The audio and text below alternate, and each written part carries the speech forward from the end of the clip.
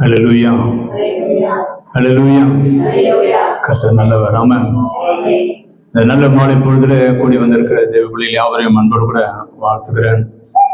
ஆண்டவர் இயேசு நாமத்தினால, பரிசுத்த ஆவியாகிய தேவனுடைய நாமத்தினால உங்களை யாவரையும் அன்போடு கூட வாழ்த்துகிறேன். இந்த மாலை பொழுதுல நாம் கூடி வந்திருக்கிற நோக்கம் ஆவிக்குரிய தரிசனம், ஆவிக்குரிய கண்ணோட்டம், ஆவிக்குரிய பலத்தை நாம் பெற்றுக்கொள்ளும்படி தேவனால் திடப்படுத்தப்பட்ட நாம் தேவ சமூகத்தில் கடந்து வந்திருக்கிறோம். நாம் ஒவ்வொருவருக்கும் ஒரு பிரயாசங்கள் உண்டு. ஒவ்வொருவருக்கும் ஒவ்வொரு தனிப்பட்ட முறையில விருப்பமல்லாத சூழ்நிலைகள், தேவைகள், தேவையில்லாதவைகள், இப்படி அநேக சூழ்நிலைகள் மனிதனுடைய வாழ்க்கையில உண்டு. இந்த நாளில் நாம் ஆவிக்குரிய பலத்தை பெற்றுக்கொள்வதற்கு ஆதாரமாக எடுத்துக்கொள்கிற வேத வாக்கியம் பிரசங்கி 3ஆம் அதிகாரம் 11வது வார்த்தை.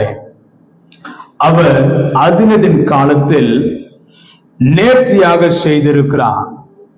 அவர் சகலத்தையும் அதினதின் காலத்திலே நேர்த்தியாக செய்திருக்கிறார். உலகத்தையும் அவர்கள் உள்ளத்திலே வைத்திருக்கிறார். ஆதலால் தேவன் ஆதி முதல் அந்த மட்டும் செய்து வரும் கிரியையை மனுஷன் கண்டுபடியான். அல்லேலூயா. இந்த நாளிலே நாம் இந்த வார்த்தை எதற்காக தேவன் நமக்கு மையப்படுத்துகிறார் சொன்னா, தேவன் நமக்கு செய்ய வேண்டிய காரியங்களை, தேவன் திட்டமிட்ட நியமிக்கப்பட்ட காரியங்களை நம்முடைய வாழ்நாட்களில செய்வார், செய்து முடிப்பார் என்று காத்திருக்க நம்முடைய இருதயம் ஏற்றுக்கொள்ளுகிறதே, அதுவே ஆவிக்குரிய பலனாயிருக்கும். மனித சரீர பிரகாரமாக இதை நாம் ஏற்றுக்கொள்ள முடியாது. சரீர பிரகாரமாக இந்த காத்திருப்புதலை நாம் எத்தனை நாட்கள் என்று கேள்வி கேட்போம், சரீர பிரகாரமாக இருந்தால். ஆனால் ஆவிக்குரிய பலத்துல, ஆவிக்குரிய கண்ணோட்டத்தோடு நாம் பார்க்கும் பொழுது, தேவன் எனக்கென்று நியமிக்கப்பட்டவைகளை, எனக்கென்று அருளப்படுகிறவைகளை, எனக்கென்று கொடுக்கிறவர்களை நான் பெற்றுக் கொள்ளும்படி நான் காத்திருக்கிறேன். காரணம், அவர் சகலத்தையும் அதினதின் காலத்தில் செய்கிற தேவன். இது தேவ பிள்ளைகளுக்கு விசுவாசத்தின் விதையாக மாத்திரமல்ல, பரலோக தரிசனத்தை நாம் கண்டவர்களாக, விசுவாசத்தவர்களாக இந்த காத்திருப்புதல் தேவ சமூகத்துல பரலோக ராட்சியில் கொண்டு போய் நம்மை சேர்க்கும் வரையிலும் இந்த வேத வார்த்தை உறங்காது. கரங்களை தட்டி இந்த வார்த்தைகளுக்காக நாம் கர்த்தரை மகிமைப்படுத்துவோம். இந்த வார்த்தைகளுடைய அழகு என்ன சொல்லுகிறது? தேவன் எனக்கென்று, பக்கத்துல பார்த்து சொல்லுங்களேன், பக்கத்துல பார்த்து சொல்லுங்க, தேவன் என்ன பார்க்கணும்? நாங்க பாருங்க, பக்கத்துல பாருங்க, தேவன் உங்களுக்கென்று நியமிக்கப்பட்டவைகளை அதினதின் காலத்துல நேர்த்தியாக செய்வார். அப்ப என்ன சொல்லுவது இந்த வேத வார்த்தை? காத்திருக்க வேண்டும். அவர் எப்பொழுது நியமித்தார், என்றைக்கு தீர்மானித்தார், என்றைக்கு செயல்பட காத்திருக்கிறார் என்று மனிதன் அறிய முடியாது. அந்த அதிகாரத்துடைய கடைசியா அந்த 22வது வசனத்துடைய முடிவு என்ன சொல்கிறது? கடைசி வார்த்தை என்ன சொல்கிறது? யாரும் ஒரு மனிதன் தேவனுடைய திட்டத்தை அறிய முடியாது. தேவ ரகசியம் கர்த்தருக்கு பயப்படுகிறவர்கள் இருக்கிறது. யோபு சொல்லுகிறான், தேவனுடைய கிரியைகள், தேவனுடைய ரகசியம் கர்த்தருக்கு பயப்படுகிறவர்கள் இருக்கிறது. அப்பொழுது கர்த்தருக்கு பயப்படுகிறவர்கள் என்ன செய்வார்கள்? தேவனுக்காக காத்திருப்பார்கள். தேவன் நியமிக்கப்பட்ட காரியங்கள் நிறைவேற காத்திருப்பார்கள். காத்திருக்கிறதே ஒரு பெரிய பலன். ஆமென், அல்லேலூயா. இதுக்கு ஆதாரங்கள் நம்ம சொல்லலாம். கர்த்தருக்காக காத்திருக்கிறவர்கள் கழுகு போல பலன் கொண்டு உயர விரும்புவார்கள். ஆமாவா இல்லையா? அப்ப காத்திருக்கிறது ஒரு பெரிய ஆசீர்வாதம். தேவனுக்குள்ள கர்த்தர் செய்வார் என்று காத்திருப்பதே ஆவிக்குரிய பலன். அதே பிரசங்கி புத்தகத்தை நீங்க வாசித்து பாருங்க. 7ஆம் அதிகாரத்துல 29 வசனம் ரொம்ப அழகா சொல்லி இருக்குது. அதே பிரசங்கி புத்தகம் 7ஆம் அதிகாரம் 29 சொல்லுகிறது. வாசிப்போமா? 7:29. இதோ தேவன் மனுஷனை செம்மையானவராக உண்டாக்கினார். நல்லா கவனிக்கணும். மனிதனை கர்த்தர் ரொம்ப அழகாக உருவாக்கினார், செம்மையாக உருவாக்கினார். ஆனால் தேவனுக்கு பிரியமாய் அழகாக செம்மையாய் உருவாக்கப்பட்ட ஜனங்களோ, வசனம் சொல்லுது, வாசிங்க அந்த வசனத்தை, அவர்களோ தமிழ் தான் இருக்கா, அநேக உபாய தந்திரங்களை தேடிக்கொள்ளுகிறார்கள். நன்றாக கவனிக்க வேண்டும். தேவன் நம்முடைய வாழ்க்கையில் அதிலிருந்து காலத்தில் நேர்த்தி செய்கிற தேவன். ஆனால் அதற்குள்ளாக தேவன் திட்டமிட்ட காரியம் நிறைவேறுவதற்குள்ளாக மனிதன் உபாய தந்திரங்களை தேடிக்கொள்ளுகிறார்கள். அதனாலே பலவிதமான சிக்கல்கள், பலவிதமான துன்பங்கள் வாழ்ந்து கொண்டிருக்கிறார்கள். எப்படி நம்ம ஆவிக்குரிய பலத்தை பெற்றுக் கொள்ள முடியும்? நாம் சுயமாய் தேடினால், நான் எனக்கு பிரயோஜனமான காரியத்தை தேடினா தேவ ஆசீர்வாதமும் தேவ பலனை எனக்குள்ள வராதே. அப்ப என்ன செய்யணும்? தேவன் அதினதின் காலத்தில் செய்வது என்று சொல்லி இருக்கிறாரு, அதினதின் காலத்திலே நிறைவேற்று சொல்லி இருக்கிறாரு. அப்போ தேவனுடைய வார்த்தைக்காக காத்திருப்பது, தேவனுடைய செயல்களை பார்ப்பதற்காக காத்திருப்பது நம்முடைய ஆவிக்குரிய பலன்ல வேறாக இருக்கிறது, விதையாக இருக்கிறது. ஆமாம், அது ஒரு நாள் மலரும், அது ஒரு நாள் துளிர்க்கும். காத்திருப்பது ஒரு நாள் தோற்று போகாது. தேவனுக்குள்ள காத்திருந்து வேத வாசிப்பு ஒரு நாள் தோற்று போகாது. நீ தேவனுக்குள்ள காத்திருந்து கர்த்தரை பாடுறிய அந்த பாடல் வரிகள் ஒரு நாள் தோற்று போகாது. அது பலனை கொண்டு வரும். நீ உணர்ந்து பாடிப்பாரு, அது உன்னை தோற்கடிக்காது. உணர்ந்து ஜெபம் பண்ணிப்பாரு, அது உன்னை தோற்கடிக்காது. கையில் உள்ள கொஞ்சம் கை தட்டு. ஆவிக்குரிய பலனாக நம்ம என்னமோ நினைச்சுக்கிட்டு இருக்கோம். இது மாலையில வருவோம், சனிக்கிழமை வந்துடும் சொல்லி ஜெபிக்கிறது, இது ஆவிகள் இல்ல. தேவனுடைய செய்திகளுக்காக, தேவனுடைய கிரியைகளுக்காக காத்திருக்க வேண்டும். வாசித்து பாருங்க, ரோமர் எழுதின புத்தகத்துல 1ஆம் அதிகாரம். அப்போஸ்தலனாகிய பவுல் ரோமருக்கு எழுதின புத்தகம் 1ஆம் அதிகாரம்.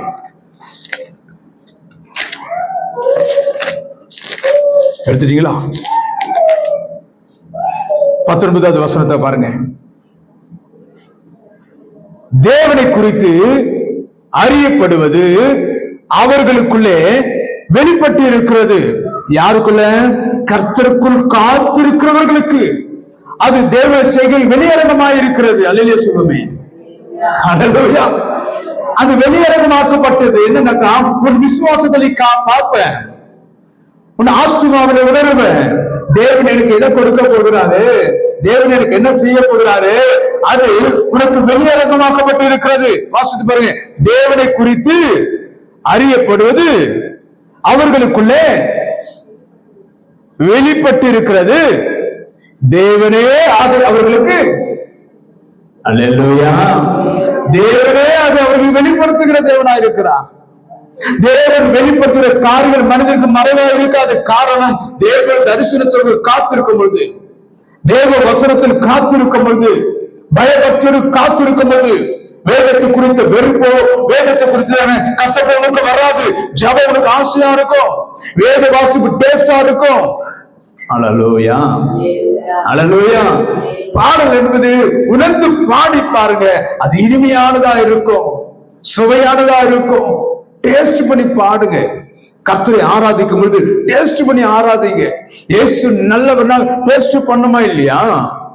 ஆமென், அல்லேலூயா. நம்ம எங்க வேஸ்ட்ல பண்ணிட்டு இருக்கோம் நேரத்தை. அல்லேலூயா. கர்த்தர் நல்லவர்கள் டேஸ்ட் பண்ண உனக்கு கர்த்தர் உயர்ந்த பெஸ்ட் உள்ள பிள்ளைகளாக கர்த்தர் உங்களை உயர்த்துவார். ஆமென். கர்த்தர் சொல்ற ஆல் தி பெஸ்ட், எல்லாத்தையும் சொல்லுவாரு, எல்லாருக்கும் நன்மையா இருக்கு, ஆண்டவருக்கு திருவுருள் பெற்றுவார். நம்ம அதற்கு செய்யறது கிடையாது. தேவனுக்கு காத்திருக்கிற பொறுமை நமக்குள்ள கிடையாது. தேவன் செய்கிற காரியங்களை பார்ப்பதற்கு மனசு கிடையாது, ஆசை கிடையாது. தன் விருப்பம் போல, தன்னுடைய சுய காரியத்தை போல ரொம்ப ரொம்ப ரொம்ப வேகமா ஓடிக்கிட்டு இருக்க உலகம்.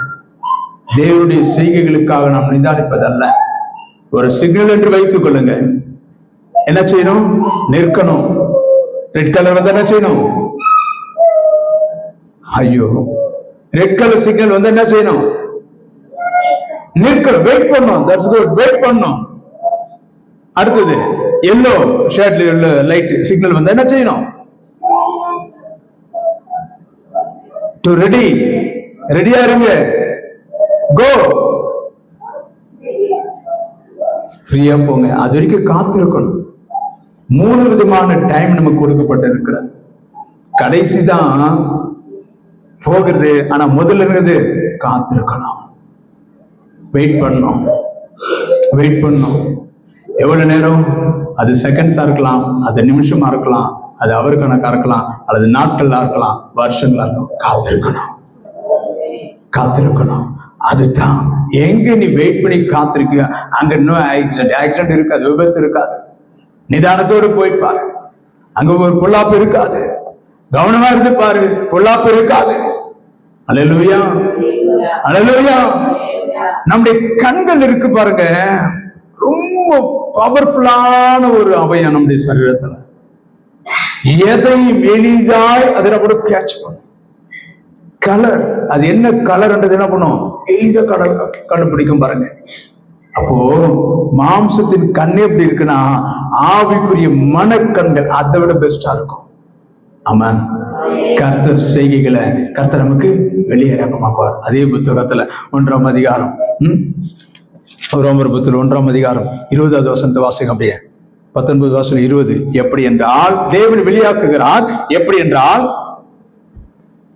காணப்படாதவைகளாகிய அவருடைய நித்திய வல்லமை, தேவத்துவம் என்பவைகள் உண்டாக்கப்பட்டிருக்கிறவைகளினாலே உலகம் உண்டானது முதற்கொண்டு தெளிவாய் காணப்படும். ஆதலால் அவர்கள் போக்கு சொல்ல இடமில்லை. கர்த்தர் எனக்கு எதுவும் செய்யலன்னு சொல்ல முடியாது. ஏன்னா அதற்கு கர்த்தர் வாக்குத்தத்தம் பண்ணினவர், அதை நிறைவேற்ற வல்லமையுள்ள தேவனாயிருக்கிறார். ஆமான். அதே புத்தகத்தில் 28 கூட வாசித்து பாருங்க. தேவனை அறியும் அறிவை பற்றி கொண்டிருக்க அவர்களுக்கு மனது இல்லாதிருந்தபடியால் தகாதவர்களை செய்யும்படி தேவன் அவர்களுக்கு கேடான சிந்தைக்கு ஒப்பு கொடுத்தார். காத்திருக்கிறவர்களுக்கு நல் சிந்தனை, ஒழுக்கமும் தேவனுக்கு நீதி உண்டாக முடியாத கர்த்தர் பயன்படுத்துவார்.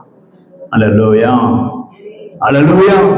எப்போ கர்த்தருக்குள்ள காத்திருக்கிற அந்த அனுபவம் இருக்கட்டும், தேவ சிந்தைக்குள்ள வளர்கிற அந்த அனுபவம் இருக்கட்டும்.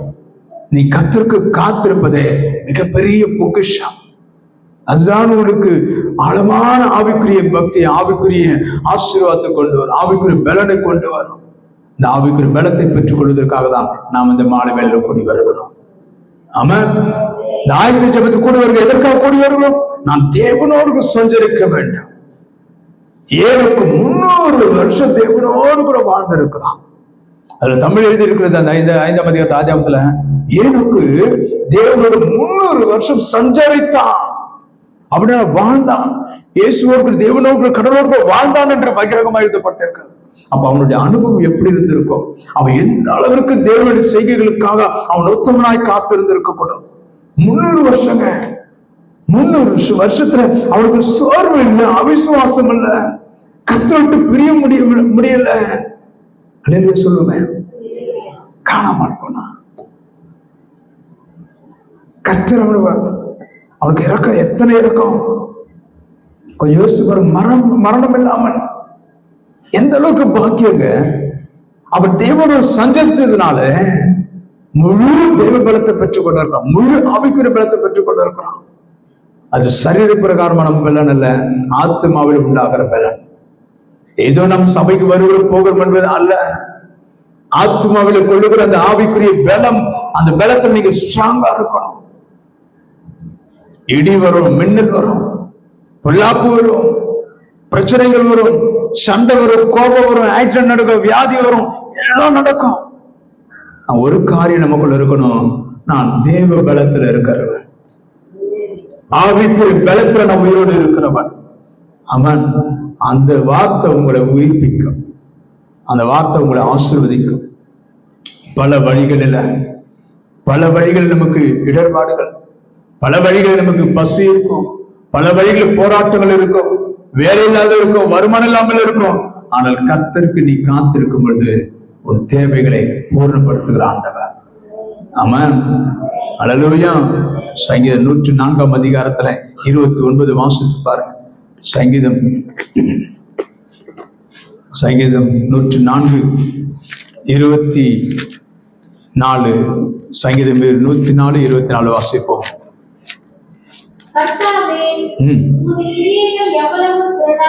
உம்முடைய கிரியைகள் எவ்வளவு திரளாயிருக்கிறது. கொஞ்சம் யோசித்து பாருங்க. நம்ம ஒவ்வொரு வாழ்க்கையில தேவன் செய்கிற காரியங்கள் திரள் திரளாய் இருக்கிறது. அவைகள் எல்லாம் ஞானமாய் படைத்தீர். பூமி உம்முடைய பொருட்களினால் நிறைந்திருக்கிறது. செல்வங்கள், பொருளாதாரங்கள், ஐஸ்வர்யங்கள் எல்லாம் தேவனால் கொடுக்கப்பட்டிருக்கிறது. நீங்களும் நானும் சம்பாதித்து உழைத்து நினைக்கிறேன் இல்ல, தேவன் ஆல்ரெடி நமக்காக இது பூமியில வைத்திருக்கிறார். கரலை தட்டி ஆமென், ஹல்லேலூயா. தேவன் இந்த பூமியில நமக்காக வைக்கப்பட்டவர்கள் தான் நாம் சுதந்திரத்துக் கொண்டு இருக்கிறோம். இந்த கிருபையை நாம் இழந்து போகக்கூடாது. அந்த கிருபையை நாம் இழந்து போகக்கூடாது. தேவ ஆசீர்வாதத்தை நாம் காணும்படி ஜபசந்தியோடு கூட, ஆண்டவரே, ஆவிக்குரிய வாழ்க்கை எனக்கு தேவை. ஆவிக்குரிய வாழ்க்கையில ஆவிக்குரிய பலன் எனக்கு தேவை. அது தேவ பலன். தேவ பலன் சிலுவையின் உபதேசம் கெட்டு போகிறவர்களுக்கு பைத்தியமாயிருக்கும். அதை விசுவாசிக்கிறவர்களுக்கும் தேவ பலனாய் இருக்கிறது அல்லவா? அந்த சத்தியத்தில் நாம் சத்தியத்தை வாங்க வேண்டும். சத்தியத்தை உள்வாங்க வேண்டும். வேத வசனத்தை உள்வாங்க வேண்டும். தேவனுடைய அன்பை உள்வாங்க வேண்டும். ஏதோ சரீர பிரகாரமான பார்வைக்கு கண்டு பார்வைக்காக தேவான்பல்ல, நாம் ஆவியில உணர வேண்டும் தேவனுடைய அன்பை. நீ ஒவ்வொரு நாளும் தேவ சமூகத்துல காத்திருக்க, ஒவ்வொரு நாளும் ஜெபிக்கும் பொழுது அந்த ஆவிக்குரிய பலத்தினால நீங்க சந்தோஷம் அடைகிறதை கர்த்தர் பார்ப்பா. அந்த ஆவிக்குரிய பலன் எனக்கு தேவை ஆண்டவரே. ஆத்மாவில் அந்த ஆவிக்குரிய பலன் எனக்கு தேவை அப்படின்ற விசுவாசத்தோடு சில நிமிடம் முழங்கால் படியிடுவோம். ஒப்புரவாகும். ஆண்டவரே, என்னை ஒப்பு கொடுக்கிறேன், என்னை ஒப்பு கொடுக்கிறேன். இந்த ஆவிக்குரிய வாழ்க்கைக்கு என்னை ஒப்பு கொடுக்கிறேன். பரிசுத்த ஆவியாருடைய கரங்களை ஒப்பு கொடுக்கிறேன். ஆவிக்குரிய பலத்தில் ஆண்டவர் வாழ்கிற ஒரு அனுபவம். ஆமாம். ரோமர்ல 11ஆம் அதிகாரத்தில் நீங்க வாசித்து பார்க்கும் பொழுது நல்ல அழகான ஒரு வேத வார்த்தை எழுதப்படுகிறது. கர்த்தாவே, கர்த்தாவே, நீ முன்னறிந்து கொண்ட ஜனங்களை தள்ளிவிடவில்லை. தேவன் தாம் முன்னறிந்த ஜனங்களை தள்ளிவிடாத தேவன்.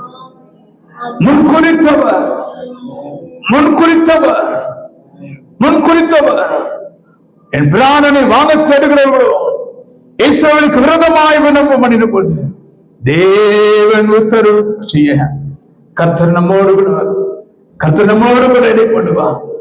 உனக்கு விரோதமாய் எழுதும் இந்த உலகமே, இந்த சமுதாயமே, உன் உறவு, உன் நண்பர்களோ உனக்கு விரோதமாய் எழுப்பினாலும் தேவ பக்தியை இழந்து போகாதே. ஆவிக்குரிய பலத்தில் நிலைச்சு நிற்பாரு. தேவ பிரசன்னத்தில் நிலைச்சு நிற்பாரு. நான் கிறிஸ்தவன், நான் தேவனுடைய பிள்ளை, நான் இயேசுவின் பிள்ளை என்றுதானே ஆவிக்குரிய ஆத்மாவில் எழுப்போடு நின்றுப்பாரு. தேவனை நடத்துகிறார், தேவனை நடத்துவார், கர்த்தருடைய நடத்துவார். தேவ பிரசன்னத்தோடு கர்த்தருடைய ஆவியோட கரங்களை ஒப்பு கொடுப்போம். கர்த்தருடைய ஆவியோட கரங்களை ஒப்பு கொடுப்போம். எல்லாரும் ஸ்தோத்திரப்படுமா, எல்லாரும் ஸ்தோத்திரப்படுமா. ஆவிக்குரிய பலன் எனக்கு தேவைப்பா. ஆவிக்குரிய பலத்துல நான் பலவீனமாக இருக்கக்கூடாது, என் பலம் ஆவிக்குரிய பலம் எங்களால் அருளப்படுகிற பலம் ஒரு நாளும் தோற்றடிக்காது, தோற்றம் செய்யாது.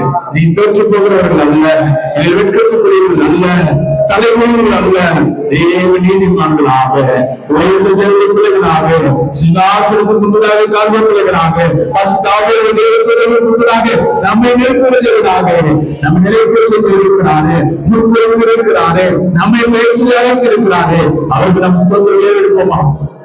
அல்லேலூயா, அல்லேலூயா, அல்லேலூயா, அல்லேலூயா. சிற்றங்கள் தருபவர் நீதானையா, செயல்படுத்தி மகிழ்பவர் நீதானையா. திற்றங்கள் தருபவர் நீதானே, சொல்லுங்கள். செயல்படுத்தி மகிழ்பவர் நீதானையா. எஜமானரே என்றாகவே,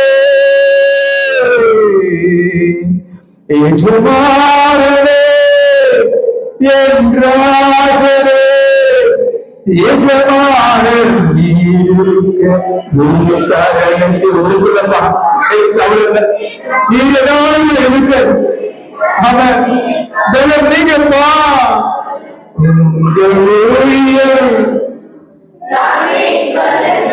உங்களுடைய சபை ஒவ்வொரு மணி வேலைக்காரனுக்கு நீங்க கொடுத்ததுப்பா தேவ பிள்ளைங்களுக்கு நீங்க கொடுத்த அழைப்பு சபை நிற்கணும்னா உங்களுடைய அழைப்பு இருப்பா உங்களுடைய அழைப்பு இல்லாம நிலைக்க முடியாதுப்பா. அந்த விசுவாசம் கூட அப்படிதான், தேவ பக்தி கூட அப்படிதான். எதையும் சகிக்கவும் எதையும் தாங்கவும் கூட தேவ பலனால் மாத்திரமே முடியும். கரலை தட்டி கத்தரை அந்த தேவ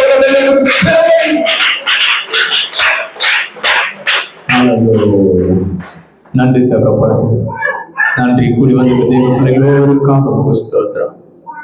இந்த நாளில் கூட ஆண்டவரே, நீர் எவைகளை என்று முன்குறிக்கிறோ, நீர் எங்களுக்கு எதை சொல்ல விரும்பினீரோ, நாங்கள் அறிய நீர் எதை விரும்பினீரோ அதை நீர் எங்களுக்கு வேத வார்த்தையினால் போஷித்ததற்காக உமக்கு நன்றி, உமக்கு நன்றி, உமக்கு நன்றி. சாலமன் ஞானவன் சொல்வதை போல என் தேவன் அதினது காலத்துல நேர்த்தியா செய்வார் என்று நாங்கள் காத்திருக்கிற பாக்கியமுள்ள சந்ததிகளாக எங்களை உறுதிப்படுத்துகிறதற்காக உமக்கு நன்றி. அந்த ஒவ்வொரு இயேசு நாமத்தினால் ஆசீர்வதிக்கிறார், அந்த ஒவ்வொரு நாமத்தினால் ஆசீர்வதிக்கிறார். குடும்பங்கள் ஆசீர்வதிக்கப்படட்டும், பிள்ளைகள் ஆசீர்வதிக்கப்பட்டோம், செல்வங்கள் ஆசீர்வதிக்கப்படட்டும், பொருளாதாரங்கள் ஆசீர்வதிக்கப்பட்டோம், உலகிற்கு சரீர ஆசீர்வதிக்கப்படட்டும், ஆவிக்குரிய பலம் ஆசீர்வதிக்கப்படட்டும். முழுமனதோடு கூட நம்பி இருக்கிற தேவ பிள்ளைகளுக்கு ஒரு குறைவராதபடிக்கு கர்த்தர் போஷித்து நடத்தும் ஆசீர்வதியும். இயேசுவின் நாமத்தில் செபிக்கிற நல்ல பிதாவே, நம்மை கர்த்தராகிய இயேசு கிறிஸ்துவின் கிருபையும் பிதாவாகிய தேவனுடைய அன்பும் பரிசுத்த ஆவியானவருடைய ஐக்கிய சமாதானம் நம் அனைவரோடும் தேவனுடைய வார்த்தைகள் ஒவ்வொரு பிள்ளைகளோடும் இன்றும் என்றும் சதா காலம் நிலைத்திருப்பதாக. என் ஆத்துமாவே கர்த்தரை ஸ்தோத்திரி,